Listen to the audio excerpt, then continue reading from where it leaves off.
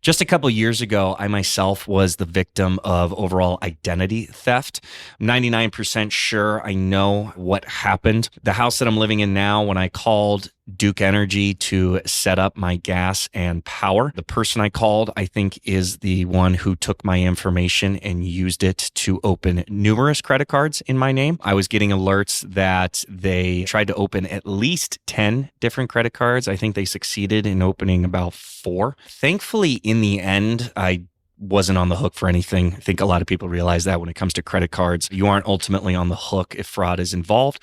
Just it's a pain in the butt to deal with. I'll be the first person to admit to that because, you got to file things with the FCC. There's a government form you have to fill out. You, of course, have to call all of these different financial institutions.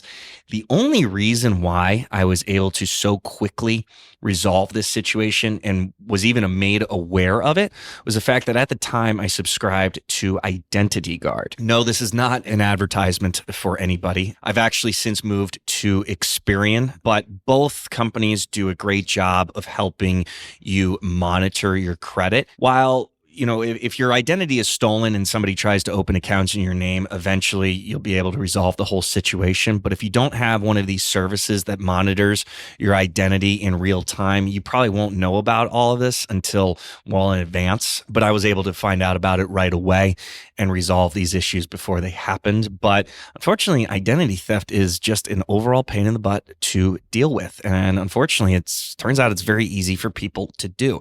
Again, I'm 99% sure it was from this person I called it Duke. I didn't raise anything with Duke. I have a feeling that they contract out these folks that operate their phones to set up new customer accounts.